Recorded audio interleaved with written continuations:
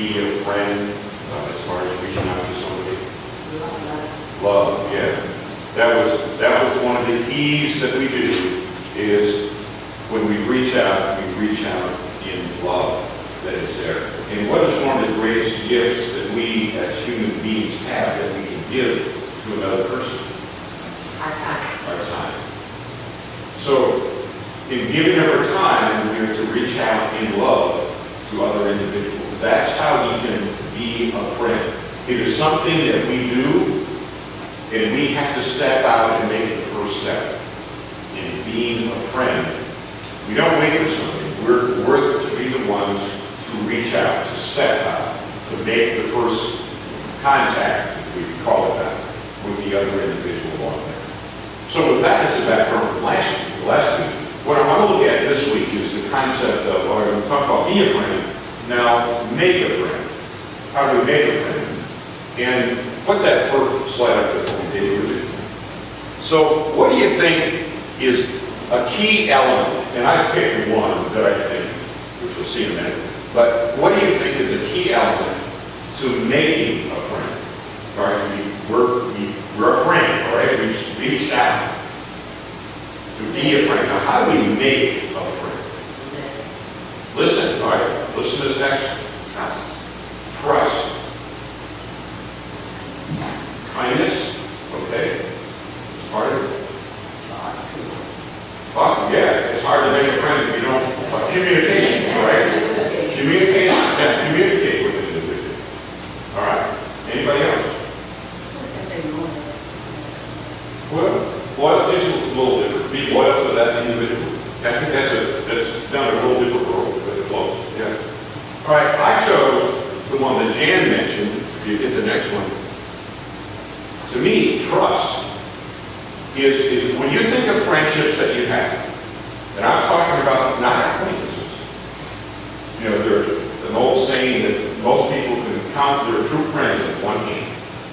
You got a lot of acquaintances out there. You know, relate to in a different way. And I think we proved that the Sunday when we switched sides and people talked with people on the other side of the aisle. That you can say, oh, that's a good friend. But you don't know anything about that person. So I'm still, even though it's in church, it's an acquaintance. Until you get to know and build the trust. If you think about who's your best friend? Okay. Good. But I think for a lot of men that are married, the wife is a best friend. I would say that for me, the line is my best friend. And what is trust the key element in that relationship? And when you think about your best friend, be that your spouse or somebody else, to me, having that trust, which it just means that I have confidence in you, and you have confidence in me, in that I'm not going to hurt you, I'm going to care for you, I'm going to support you in all ways that I can. But there's a trust factor that I can share with you some of my innermost secrets that maybe nobody else knows.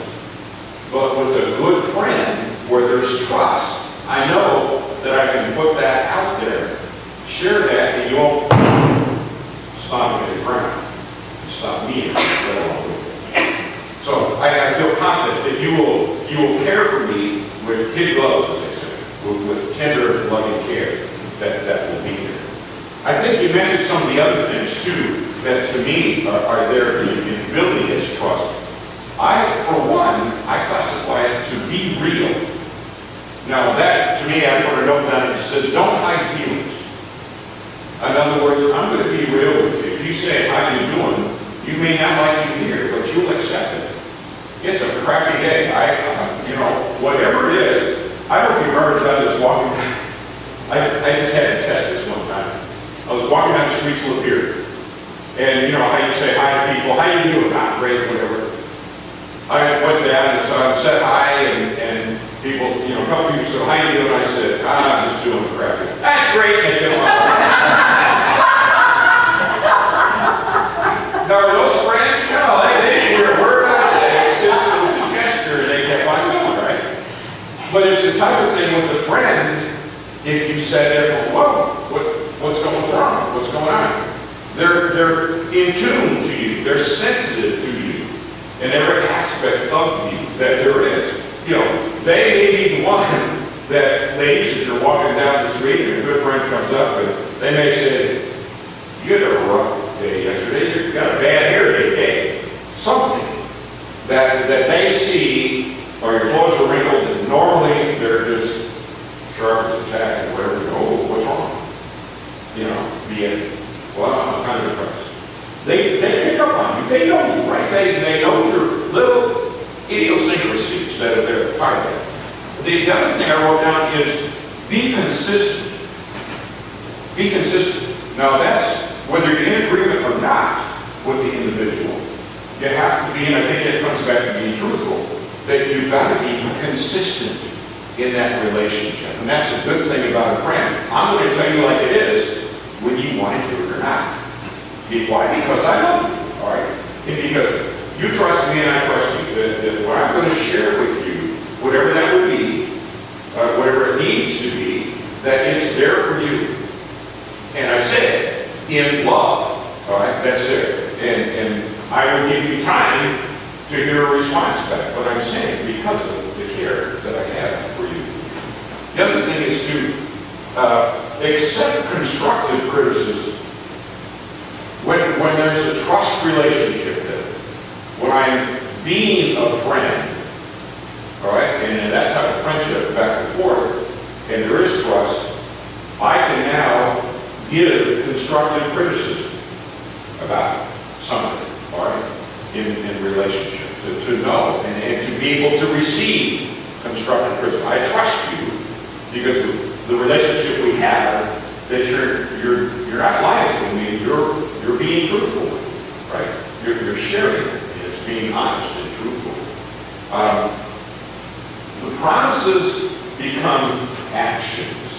If we say that we're going to do something, I use the example of, well, it can be at a funeral there happens, I think, more often. Other times that you see somebody, or maybe you're writing an event or something, and you see somebody you haven't seen in a while, you know, you chat for a couple of minutes, man, that was so great, you know, have one of your people call one of my people.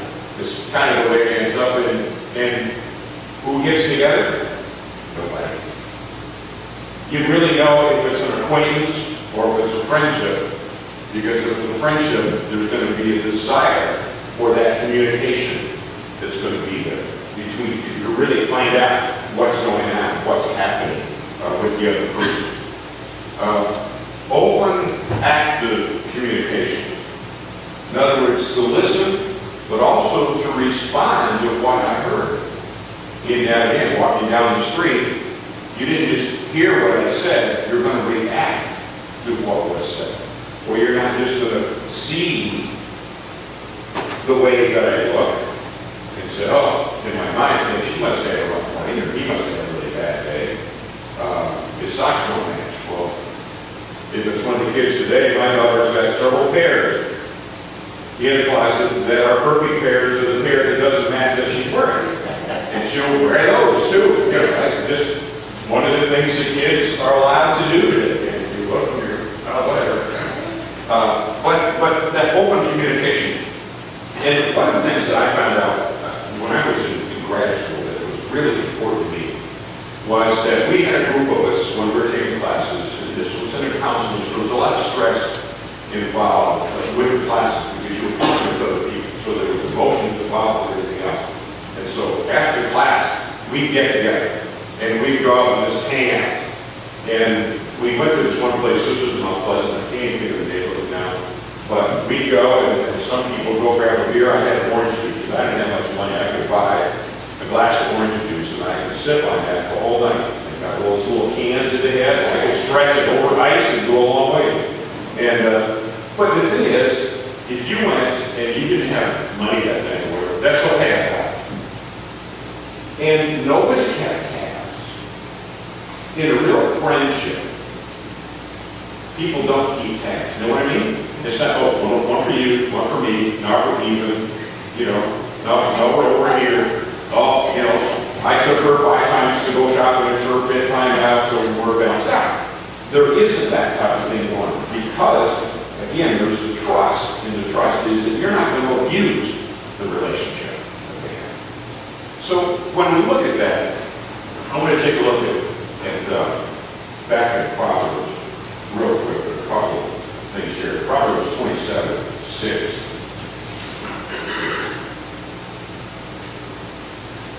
It reads this way. Wrong one. All right.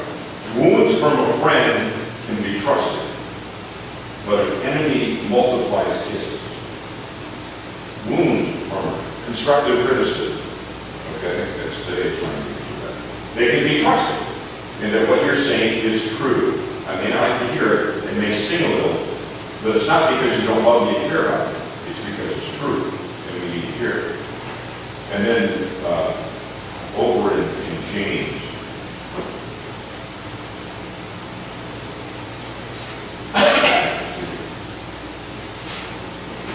In James 2:7 verse 20.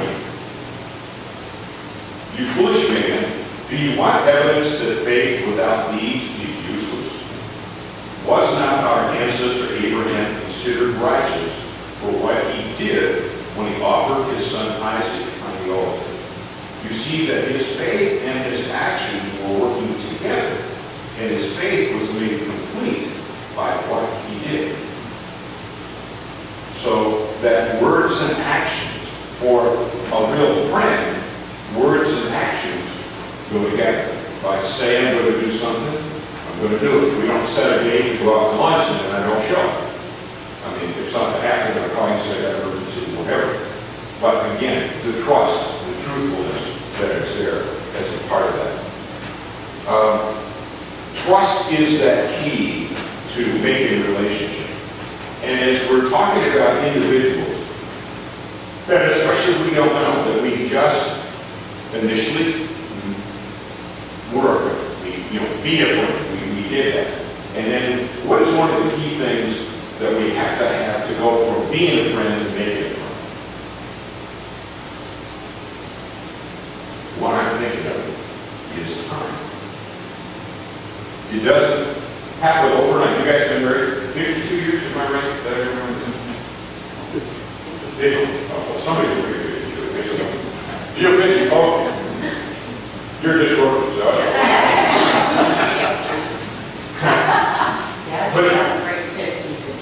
Yeah. So, but 50 years, 52 years, how long have you guys been married? 32. 32. Okay, how long have you guys been married? 37.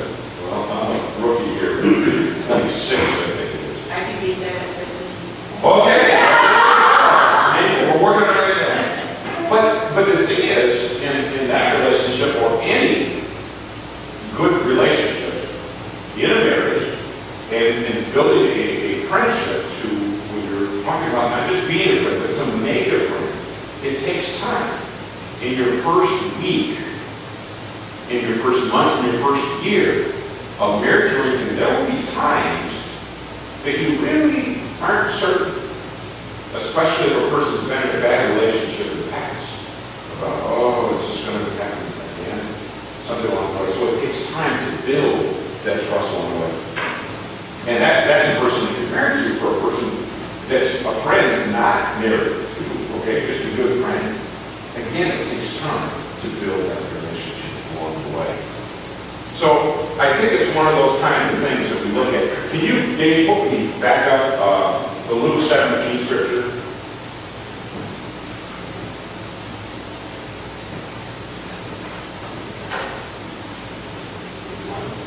Luke 17.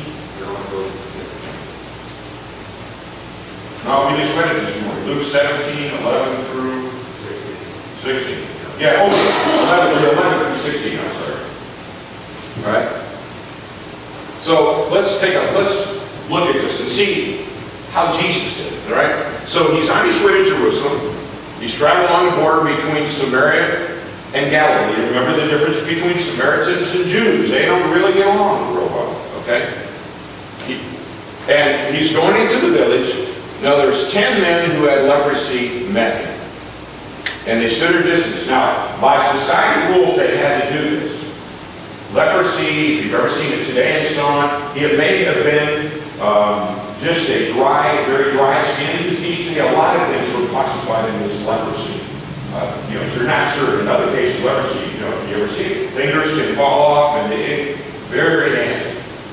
But they were basically ostracized out of the community.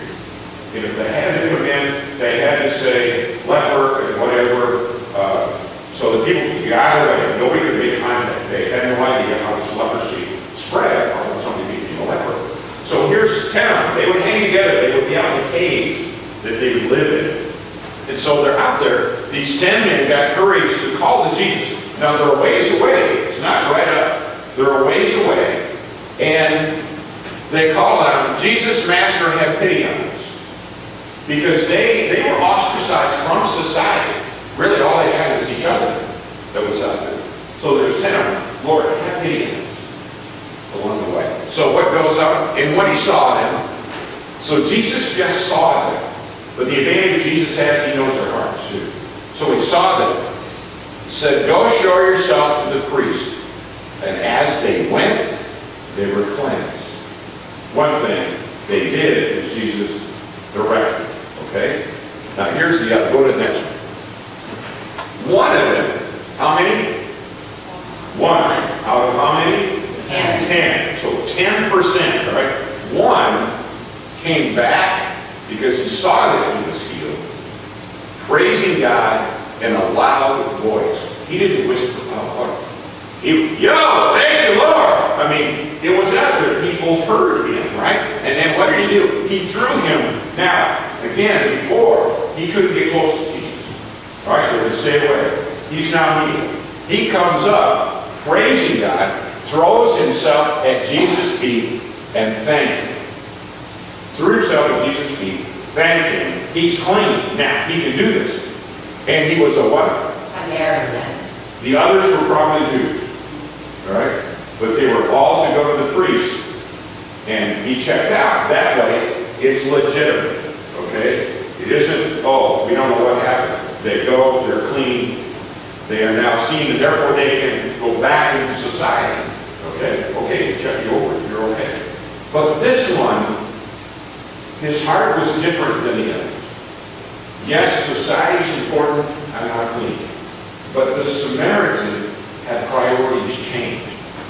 And that he wanted to give God the praise and thank Jesus for what happened. Now, if we look at Jesus here, it started out as to be a friend.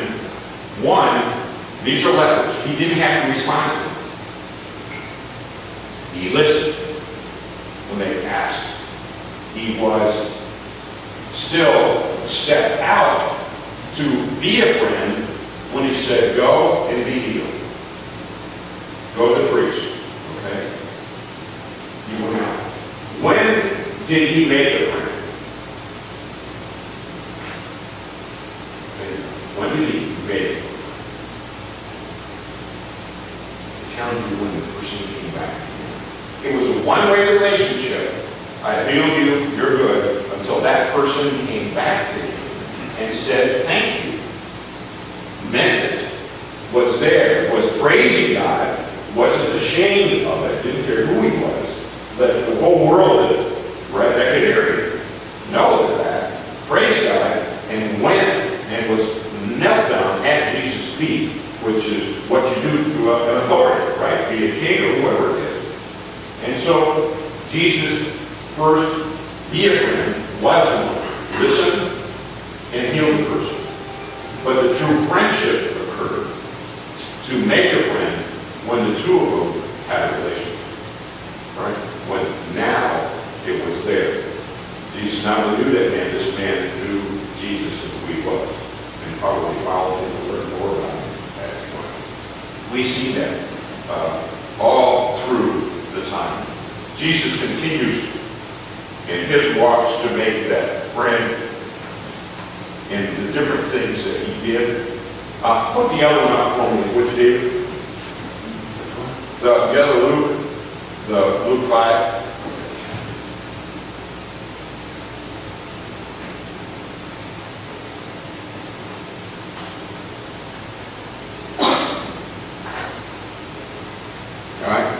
So this is where Jesus is going out.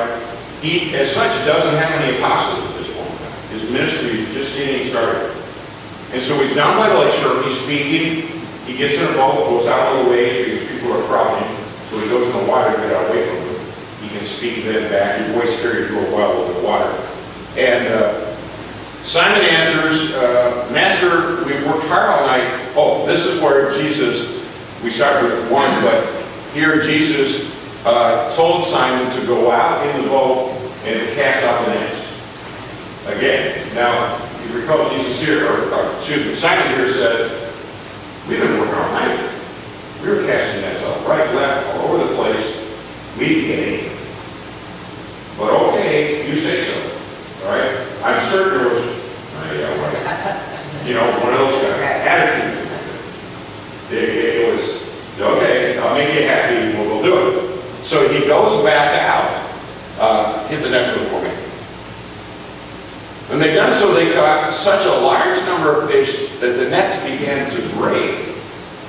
So they called out the partners, and they filled the boats to the point with fish where the boats are about to sink. And these are not real deep boats, fairly shallow, about that deep. You still put a lot of the small mackerel that we brought in those boats. And so this is the biggest catch they've ever had. They're back. Let's go to the next person. So they signaled the partners, the other boat, they came out and helped them. Go to the next verse. And when Simon Peter saw this, he fell at Jesus' knees and said, go away from me, Lord, I'm a sinful man. So he saw the miracle that happened. He'd been fishing all night. And all of a sudden, the fish are there because this man said to, didn't know for sure who he was. Because the disciples were with him 3 years. Still, really didn't know who Jesus was. He didn't understand. But this is the beginning for Simon Peter, although Jesus hasn't changed his name to Peter yet. Still Simon, go away from me, I'm a sinful man. Go to the next verse, will you? He and all his companions were astonished at the catch of fish they had taken. So here's a way that Jesus was a friend, right? They had been fishing all night. They didn't get any fish. How could I be a friend to a fisherman? How many fishermen got in? Okay. If you have a good catch, somebody says, try my hole. Oh yeah, thank you, pal. You're a friend of mine. Okay. And this is their livelihood. This is what they do.